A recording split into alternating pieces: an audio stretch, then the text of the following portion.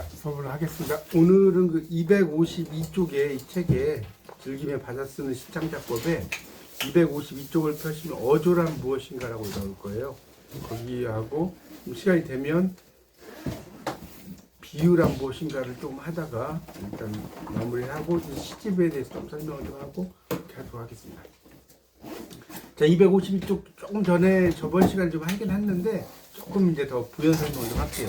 이 어조라는 거는 이제 우리가 말의 톤이죠. 어조. 영어로 뭐라고 하냐면 어조를 톤이라고 해요. T-O-N-E. 톤이? 네, T-O-N-E. 우리가 1톤, 2톤 할 땐 T-O-N입니다. 그거 아시죠? 1톤, 2톤 할 땐. 톤이 N이고. 네, 그거는 우리가 T자 쓰는 이 톤은 T-O-N이고 어조라고 할 때는 T-O-N-E예요. 어조라고 할 때는 그렇게 알아두십시오. 그래서 거기 뭐라고 나왔냐면 어조란 시에 있어서 표현적 말투다 나오죠. 252페이지 252페이지 나옵니다. 그래서 우리가 이제 예를 들어서 어조를 이야기할 때 어떤 어조를 뭐 강압적 어조로 말했다 이런 말 쓰거든요. 강압적 어조. 그러니까 좀 더 강한 어투로 말했다는 소리죠. 강압적 어조라는 함은 그러니까 그런 걸 이제 우리가 어조라고 그래요. 그래서 어조, 하여튼 어조를 이야기합니다. 그래서 밑에 좀 읽어볼까요? 자, 252쪽입니다. 어조란 시에 있어서 표현적 말투를 말합니다. 여기 나왔죠? 말투는 시적 대상이나 작가의 생각에 따라 바뀔 수가 있어요. 당연하죠. 그 어조라는 거. 예를 들어서 이게 어조가 여성적인 어조일 수도 있고, 남성적인 어조일 수도 있고, 또 어린 아이의 어조일 수도 있고, 그렇게 이야기하겠죠. 그걸 이야기하는 겁니다. 그러니까 상황에 따라서 어조는 변동해요. 그래서 252쪽에 밑에서 한 7째 줄 정도 올라가 보세요. 쭉 올라가면 자, 252쪽 자 보세요. 이를테면 동시에 어조가 찾으셨죠? 네. 이를테면 동시에 어조가 토끼가 깡충깡충 뛰어가고 있어요 라는 식의 경어적 어조로만 쓰여진다면 단조로워서 지루해진다는 거예요. 조국이라는 시를 쓴다고 합시다. 조국을 어머니, 부모님, 할아버지에 비유하기 쉽죠. 그렇죠? 우리가 모국이란 말을 쓰잖아요. 어머니 모자 써가지고. 그래서 조국에 대한 어조를 경어적 어조로만 쓰여질 필요는 없다고 강조한다는 거예요. 그러니까 우리가 뭐 예전에 그 시 중에서도 어머니 당신은 그 먼 나라를 알으십니까? 뭐 이런 시 있었지 않습니까? 그러니까 신석정의 시 그런 것들도 이제 그 조국을 어머니라고 하면서 경어적인 어조로 이야기를 하고 있거든요. 시작을 할 때. 그러니까 돈어법이죠. 어머니 이렇게 시작하면서 그러니까 그런 것처럼 어조라는 건 여러 가지 형태가 있다는 거예요. 자, 그래서 이제 그 밑에 나오는 시를 보면, 이 시가 포장바다라는 시거든요. 포장바다. 보세요. 지금 뭐 하는겨? 이렇게 나왔죠? 지금 뭐 하는겨? 아, 장기 두는 사람 어디 갔어? 포장바다. 이렇게 나왔죠. 우리가 그 장기 두어보시면 포장 아시죠? 포는 이게 건너뛰어서 이제, 상대방을 공격을 하잖아요. 그 포장이죠. 너의 갑작스러운 선제 공격, 장기판을 해뜨리고 싶다. 우리의 포를 무너뜨리기 위해. 그러니까 이게 포장바다라는 게 참 애매한, 앰비겨스하게 쓰인 게, 포로 장기를 둔다는 의미도 있고, 우리가 대포할 때 포도 또 포가 있잖아요. 약간 중의적인 표현이죠. 그렇지 않나요? 포라는 게. 그래서 우리의 포를 무너뜨리기 위해 천안함을 쏘는 심정은 알겠다만, 너희 병사들 모두 굶겨 죽이면 누구한테 용서받을래? 포장받아 우리의 선물 포장 뜯어볼래? 영원히 포장으로 가리다 굶어 죽을래? 김일성 궁을 옮길래? 여보게 개성공단 금강산 포장받아. 이랬죠. 그래서 이제 이 시가 밑에 뭐라고 놨어요? 북한과 남한의 현대 상황을 비유한 거예요. 그렇죠? 그 상황을 이 포장받아 장기판에다가 비유한 거죠. 남북으로 갈라진 거. 우리가 장기를 둘 때도 빨강색 그 있죠. 그거 장기 알하고 초록색 장기 알이 싸우잖아요. 초안지라고 해서 그런 것처럼 이 남북이 대치된 상황을 그렇게 가리킨다는 겁니다. 그래서 북한을 거기 좀 밑줄 좀 쳐놓으세요. 253쪽의 밑에서 넷째 줄에 거기 밑줄 좀 치세요. 북한을 시적 화자로 끌어들일 때 꼭 경어로 표현할 필요는 없습니다. 이렇게 나왔죠. 시적 화자. 그렇죠. 그러니까 공손하게 아까인 것처럼 토끼가 깡충깡충 뛰어가고 있어요. 뭐 있어요. 있습니다. 이런 게 다 경어 아닙니까? 그렇게 굳이 쓸 필요 없다는 거죠. 북한을 쓰는데. 그래서 시적 화자는 친구와 장기를 둔 상황을 설정해서 명령형 어조와 청용 어조 이걸 사용하고 있다는 거예요. 여러분 이제 알아두실 것은 명령형 어조, 이건 이제 문법적인 이야기인데요. 명령형 어조와 청유형 어조가 뭐가 다르냐? 우리가 물어보면 잘 구분하기 좀 쉽지 않다고 생각할 수 있는데 명령형과 청유형은 달라요. 어떤 게 다를까요? 누가 한번 이야기해 보세요. 명령형과 청유형이 뭐가 다른 거예요? 청유형을 안 배워가지고. 청년은 어제 권유하는 책을 건유형 그렇죠. 명령형은 뭐냐면 알려드릴게요. 뭐뭐 해라 이런 뜻이에요. 청유형은 뭐뭐 하자예요. 뭐뭐 하자. 네, 동의를 구하면서. 근데 이제 물론 이제 동의도 중요한데 일단 차이는 이제 이건데 더 큰 차이는 뭐냐면 조금 더 그런 설명하자면 자 명령형은요 나라는 사람이 포함이 될까요 안 될까요? 그러니까 예를 들어서 너 살 좀 빼. 이러면 난 살 뺄 의향이 없단 말이에요. 근데 나가 포함이 안 돼요. 이게 중요한 거예요. 네. 뭐 동의를 구하고 뭐 그런 것도 물론 중요하긴 하지만 자 청유형은 나가 포함이 된다는 국문학을 이제 공부하면 이런 거 다 배워요. 그러니까 내가 포함되느냐 포함되지 않느냐에 따라서 그래서 우리 살 좀 빼자 이러면 나도 살 뺄 의향이 있는 거잖아요. 그걸 그렇게 이해하셔야 돼요. 이게 이제 우리가 문법적인 것도 우리가 이제 시라든가 이런 걸 공부하면 나는 시만 쓰면 좋은데 그게 아니라 시를 써도 이런 문법적인 걸 좀 알아야 돼요. 그런 걸 가지고 내가 이러면 청유형을 쓸 것인가 명령형을 쓸 것인가 이런 것들이 또 생각이 들 거 아닙니까? 그렇게 이해하시면 되겠습니다. 그래서 이제 그런 여러 가지 어조들을 사용하고 있다. 자 넘어가서요. 넘어가보세요. 이제 그 다음에 시도 이제 대기업 땅 따먹기라는 시가 있어요. 그 254쪽을 펴보시면 나옵니다. 254쪽이요. 놀러 나온 아가야 이렇게 아가야라고 하니까 호칭이네요.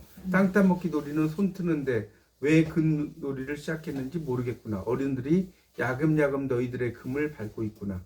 어른들이 그 큰 발로 너의 금을 밟으면 너도 업적같이 금을 밟아라. 여기서 이제 재밌죠. 금이라는 걸 가지고 이렇게 말장난하고 있죠. 그 위에 있는 금은 세 금자를 썼고요. 맞죠? 그 5번째 줄에 6번째 줄에 너도 억적같이 금. 이건 지금 금자잖아요. 이제 금자. 그러니까 이런 금 가지고 이런 것도 이제 시에서 이런 것이 말놀이시라고 해요. 말놀이. 거기다 써보실래요? 금 2번 나오는 게 이런 게 이제 말놀이 펀이라고 그래요. PUN이라고 하고요. 언어 유희. 그러니까 여러분 그 헷갈리시면 안 되는 게 재미할 때는 FUN입니다. 재미는 이건 펀이 아니라 펀. 그 아랫입술을 그렇죠? 여러분 영어 시간에 공부했지만 아랫입술 이렇게 있잖아요. 그게 이제 펀 이렇게 발음하잖아. 펀 이거고 이건 펀이에요. 펀. 그러니까 아시겠죠? PUN은 뭐라고요? 말놀이시다. 언어입니다. 어렵지 않죠 정도는. 그래서 여기 이제 억적같이 금을 밟아라. 아가야 또 호칭 이런 걸 돈호법이라고 하는 거예요. 시에서 돈호법 들어보셨죠? 돈호법이라는 건 뭐냐면 갑자기 돈자에 부를 호자예요. 갑자기 부르는 거예요. 우리가 이상화의 나의 침실로라는 시에 보면 마돈나 이렇게 시작되죠. 시가 그렇게 그걸 돈호법이라고 하는 거예요. 땅 따먹기랑 금을 밟지 않는 놀이가 아니라 금 밟고도 즐겁게 놀다가 집으로 가는 것. 어른들이 어른을 포기하고 미끄럼틀이 되었구나 하면서 막 시를 이렇게 쭉 쓰죠. 그러면서 또 보면 뭐 우리 금 밟지 말고 마지막 보세요. 두꺼비집 놀이 하자. 금을 밟거나 금에 주저앉지 말고 금을 넘어서. 그러니까 처음에 나오는 금은 이게 줄선자는 거 아시죠? 줄선. 줄할 때 라인 그걸 이제 선자 그것도 금이잖아요. 선도. 그다음에 금에 주저앉지 말고. 그러니까 이거는 이제 금은 이제 세금 할 때 이제 금이죠. 그다음에 이제를 넘어서 이런 식으로 이것도 이제 금의 여러 가지 한자를 가지고 약간 말놀이 시를 하는 시라고 보시면 되겠습니다. 그래서 대기업이 그 밑에 보세요. 서민들의 밥줄을 빼앗고 건물을 사들이는 상황에 대한 반항심으로 썼다는 거예요. 그러니까 있는 사람이 더 돈을 벌게 돼 있어요. 이 사회 구조가. 여러분도 아시다시피 돈이 있어야지 뭔가 투자를 하고 투자를 하니까 여러분 보세요. 유명한 그 연예인들이 무슨 건물을 막 200억에 사가지고 뭐 250억, 300억에 팔았다 이런 이야기 막 들어보셨잖아요. 서민들이 그렇게 살 수 있어요? 2억짜리 사는 것도 쉽지 않은데. 그래서 있는 사람들이 돈을 덜 벌게 돼 있는 구조예요. 이 경제 구조가. 예. 그런 걸 이제 우리가 뭐라고 하냐면 좀 유식한 말로 규모의 경제학이라고 합니다.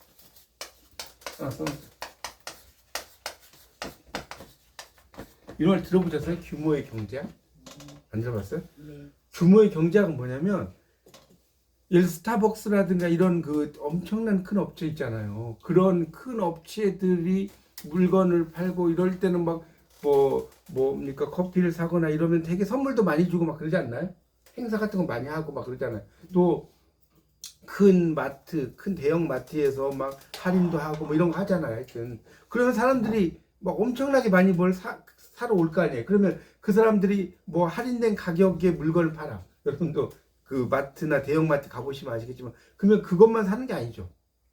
가서 또 네? 사는 뭐. 그거 하나 사면 막 미끼 뭐 같은 가다가 밍크코트도 살 수 있는 거고 그렇죠. 네. 미끼도 정확한 말씀하셨어요. 그런 게 규모의 경제학. 그러니까 일단 규모가 있어야지. 만약에 아주 조그만한 무슨 뭡니까 시장 통에 조그만한 가게에서 그런 거 할 수 있냐고. 그런 거 할 수 있어요? 완전 망하죠. 그러니까 규모의 경제학은 돈이 있으면 여유가 있기 때문에 아주 뭐죠? 사람들이 오히려 더 오게 되는 거. 그걸 우리가 규모의 경제학이라고 그래요. 뭐 저도 뭐 경제학과 나온 건 아니기 때문에 뭐 아주 자세한 건 모르지만 그 정도만 여러분도 알아두시면 좋겠습니다. 어쨌든 다시 이제 교재를 보면 그래서 여기 보면 이제 시적 화자는 서민인 아이와 대기업인 어른이, 그러니까 여기 지금 아이는 다 서민이에요. 그러니까 여기 아이는 서민으로 고치면 돼. 놀러 나온 서민아. 그리고 여기 보면 어른들이 야금야금 너희들의 금을 그러니까 이걸 들으니까 좀 알겠죠. 네. 어른들이 대기업이란 말이에요. 여러분 보세요. 대기업이 뭐 그 중소기업 업체들 야금야금 먹는 거 한두 번 보셨어요? 그 뭐 마트라든가 이런 것도 막 이마트 그 신세계 이마트라든가 뭐 우리나라 많잖아요. 그런 데서 다 점령을 해버린단 말이에요. 그렇죠? 그런 걸 생각하시면 될 것 같아요. 그래서 땅 따먹기란 작은 돌멩이를 가지고 금을 발장. 땅 따먹기 이렇게 해보셨잖아요. 네. 그 우리가 이렇게 요즘은 땅 따먹기를 하는지 모르겠지만 이렇게 그려가지고 돌멩이를 막 이렇게 해서 튀겨가지고. 자기 그 영역을 만드는 거잖아요. 예. 그런 걸 이야기하는 거예요. 그러니까 이게 뭔 소리겠어요? 야금야금 이제 대기업이 중소기업이나 이런 것을 어때요? 야금야금 잡아간다는 거예요. 네. 자기 걸 만드는 거. 그걸 이제 이렇게 대기업 땅 따먹기라고 한 겁니다. 뭐 쭉 설명을 하고 있지만 밑에 이제 보세요. 어린이가 하는 놀이라는 거예요. 이제 그런데 땅 따먹기는 마지막 줄. 어른들이 어린이 놀이에 매달리고 있다는 시적 설정이라는 거예요. 어른들이 자기들 일을 해야 되는데 더 막 돈을 벌고 싶어가지고 예를 들어서 뭐 이마트나 이런 그 우리나라 큰 그 것들은 결국 뭡니까 시장을 타겟으로 하는 거 아니에요? 전통 시장을 타겟으로 하는 거잖아요. 그런 거 생각하시면 돼요. 예, 소수민들의 주머니 돈을 빼앗으며 그의 작태를 보이고 있는 상황이다. 대기업이 두부 장사, 콩나물 장사까지 하고 있어요. 그렇죠. 예, 두부 장사, 콩나물 장사 하잖아요. 그렇죠. 그 대기업에서 풀무원이라든가 이런 데 다 콩나물도 팔고, 그렇죠? 두부도 팔고 다 하잖아요. 그렇게 이해하시면 돼요. 하여튼 이제 그런 이야기를 써놨습니다. 이 밑에 보면 월마트, 이마트 등이 재래시장과 골목 상권을 죽이려고 지방으로 농어촌으로 골목으로 파고드는 게 현실이죠.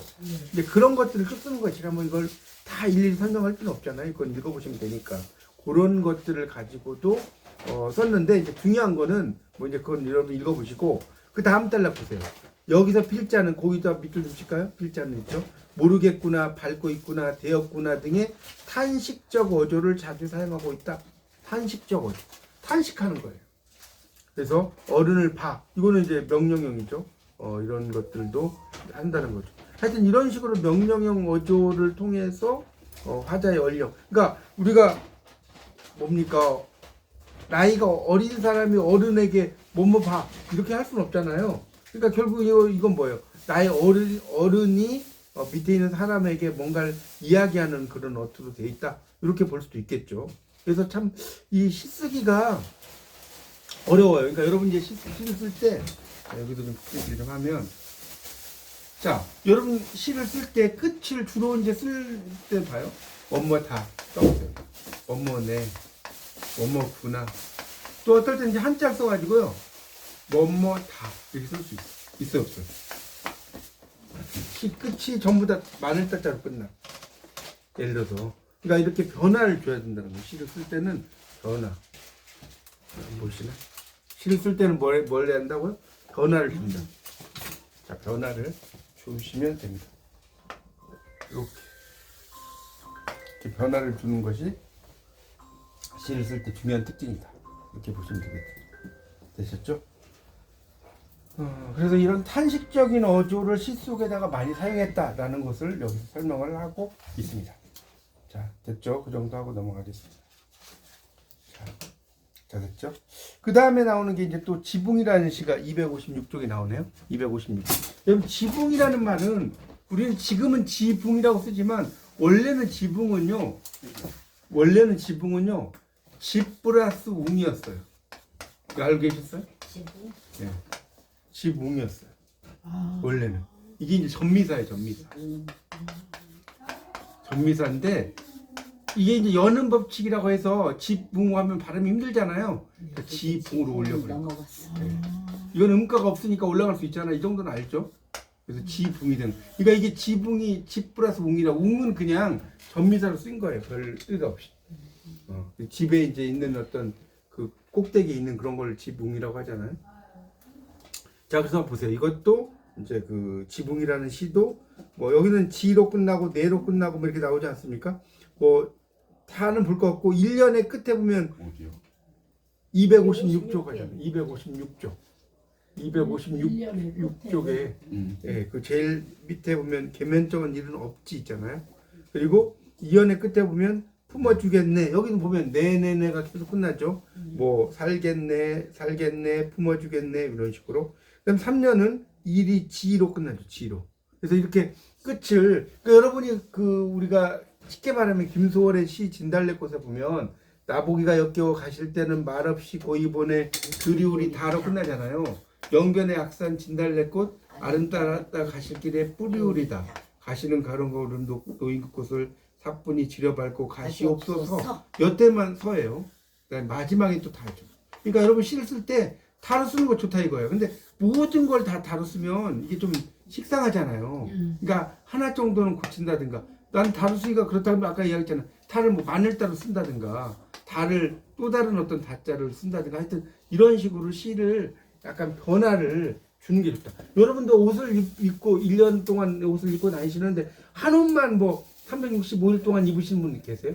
난 옷 한 벌로 365일 산다. 네? 네. 그런 거 없잖아요. 변화를 줘야지.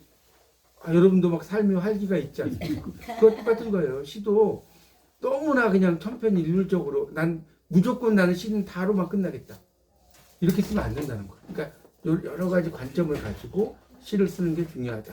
뭐 그런 이야기를 하고 있습니다. 자, 그래서 이제 본격적인 여기까지 그냥 워밍업이에요. 여기까지 별 이야기가 없고 이제 어조의 예 이게 되게 중요한 거예요.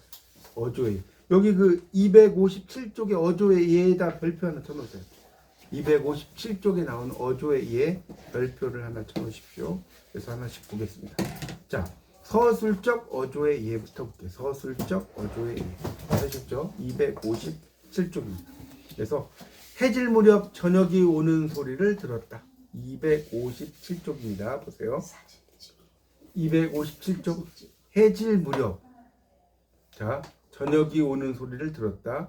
햇살에 등을 데우던 나무들이 남은 온기를 속주머니에 찔러 넣고 있었다. 그러니까 이런 게 시적인 표현이에요. 여러분이 시를 쓸 때는요.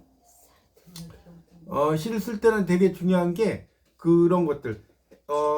햇살에 등을 데우던 나무들이 남은 온기를 속주머니에 찔러 넣고 이런 나무들이 어떻게 온기를 주머니에 찔러 넣을 수가 있어요. 말이 안 되는 이야기지. 그래서 언젠가 어둠 속에서 바라본 강 건너 불빛 서너 개 정도의 온기였다. 어린 새들이 둥지에 드는 동안 맨발로 이곳까지 걸어온 저녁은 여기 보세요. 이 저녁이 신발을 고르고 있었대요. 저녁은 신발을 고르고 있었다. 이 표현 참 재밌죠? 네. 저녁이 신발을 고르고 있었다. 나뭇가지에 걸린 저녁의 신발들이 바람에 흔들렸다. 신발들이 흔들렸다. 이런 거 나오고요. 그 다음에 헐렁한 신발을 신고 저녁이 허리를 펴는 순간. 이 표현 참 멋지죠. 저녁이 허리를 편다. 여러분 이렇게 시를 쓸 때는 이런 걸 생각을 해야 돼요. 그러니까 그 뭐랄까요? 이게 이제 마경덕 시인의 저녁과 밤의 사이에서 서성거리다라는 시인데, 이 마경덕 시인이 여자분인데 되게 시를 잘 써요. 이 표현들 자체가. 그러니까 이런 시의 표현을 쓰기 위해서 얼마나 고심을 했겠어요. 그러지 않았겠어요? 그러니까 우리는 일반적으로 시를 쓰라고 하면 이렇게 안 쓴다니까요. 그냥 너무나 편하게 써. 너무 그냥 그렇죠? 나는 저녁에 신발을 고르고 있었다. 이렇게 쓰지. 저녁에 신발을 고르는 거하고 저녁은 신발을 고르는 건 천지 차이죠. 그렇죠? 그런 것들을 하여튼. 그래서 해가 뚝 떨어지고 숲은 서슬러 문을 닫았다. 순식간에 시야가 어두워졌다. 저녁과 밤이 이어지는 그 사이를 서성거리며 난생 처음 어둠에 몸을 만져보았다. 이 표현도 참 멋지죠. 자꾸 발을 거는 어둠에게 수화로 마음을 건네도 사람의 말을 알아듣지는 못했다. 뭐 이런 식으로 이제 표현을 되게, 이런 걸 이제 의인법이라고 하잖아요. 사람이 아닌 것을 사람처럼 표현하고요. 자, 넘어가 보세요. 258쪽. 벌밭에 빠져 달려드는 바다를 바라보던 망연한 그때처럼 일시에 몰려든 어둠으로 숲은 만주였다. 썰물의 때를 기다려야 한다. 뭐 이런 식으로 막 시를 쓰잖아요. 그러니까 이 시를 보면 표현이 시적인 어조라고 하는 것이 이제 물론 다로 끝나는 것도 있지만, 여러분 이제 중요한 게 어조라는 걸 착각하시면 안 되는 게, 어조라고 하니까 끝이 뭐 네로 끝나거나 다로 끝나거나 요로 끝나거나 이것만 어조라고 여러분이 생각을 하실 수 있어요. 근데 그게 아니에요. 어조는 명사로 끝나는 것도 어조예요. 여기 보시면 257쪽 다시 보세요. 257쪽에 보면 1년의 끝부분에 저녁이 허리를 펴는 순간, 이 명사로 끝났죠. 이렇게 명사로 끝나는 것도 어조예요. 명사로 끝나는 것도. 네. 순간으로 끝났잖아요. 그냥 여기서 그냥 1년에서 딱 끝나버렸죠. 그러니까 여러분이 하나 또 좀 설명하고 싶은 게, 시를 쓸 때 어떤, 여러분 이제 대부분 서술형으로 많이 쓰실지 모르겠는데요. 시를 쓸 때 명사적인 그것으로 이렇게 끝내는 것도 되게 중요합니다. 왜냐면 서술적으로 써버리면 약간 시 같지 않은 경우가 많아. 막 쓰다 보면. 그래서 약간 명사적으로 끝나게 하는 경우가 또 있거든요. 여러분들 시를 쓸 때는 그런 거. 근데 이 명사적으로 끝나는 것은 어디의 특징이냐? 내가 전에 한번 이야기를 드린 것 같은데, 이게 명사적으로 끝나는 게 뭐의 특징인 줄 알아요? 뭐의 특징일까요? 명사적으로 끝나는 게. 네, 명사적으로 끝나는 게. 이게요. 이게 한시의 특징이에요. 한시의 특징. 이 한시들이, 물론 이제 한시도 명사로 끝나지 않는 경우도 있지만, 한시의 표현들이 명사로 끝나는 게 되게 많아요. 있다 보면. 한시의 표현들이. 왜 그러냐면, 한시는 짧은, 20글자 가지고 시를 쓰잖아요. 그죠?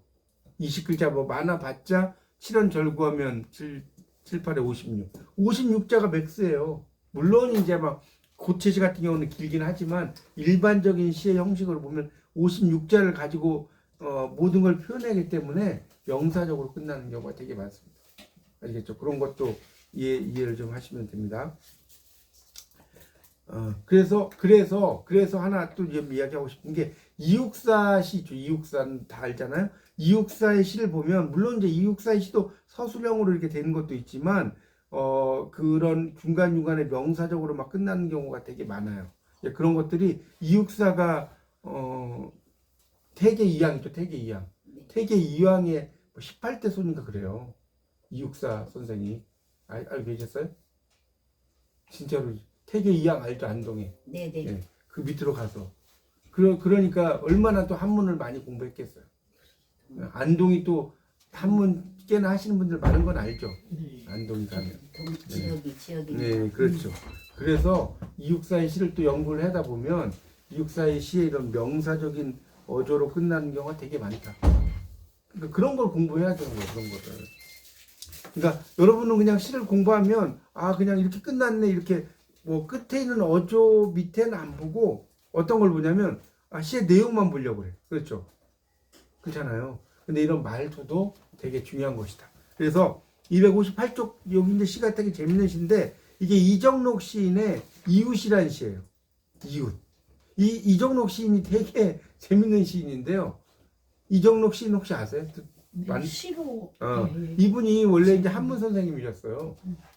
이분이 한문 선생님이셨는데 정년도 안 됐는데 정년 퇴직을 하시고 막 여기저기 막 무슨 공작소라고 해가지고 하나 만들어 방에다 공작소 만들어 가지고 하고 전국 곳곳에서 막 이제 시강의를 하죠.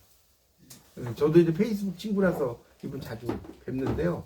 이정록 씨 두 분이죠, 그죠? 네, 그렇죠. 네, 두 분이신데 이제 이분은 한문학 전공에서 교사 출신 시인인데, 근데 시가 한 분은 여자 선생님도 계시고. 여자도 있어요? 예. 여자는 잘 몰라요. 제가 이름을 착각하나 이경 좀 약간 비슷한 사람 있어요. 예. 이름을 착각하나 봐요. 다른 분을 따라. 예, 아동도 하시고. 어쨌든 이분이 신춘문예 당선자이신데 이분의 시가 근데 되게 쉽게 써요. 이분은 시를 어렵게 안 쓰셔. 이렇게 읽어보면 되게 근데 어렵진 않은데 그 속에서 뭔가 울림이 있는 그런 시들이 많거든요. 이웃이란 시 한번 보세요. 읽어볼게요. 아이들이 공부하고 있으니 두부장수는 종을 흔들지 마시고. 요즘에는 이 두부장수가 종 흔드는 경우가 없는데 옛날에는 두부장수가 되게 종을 많이 흔들었어요.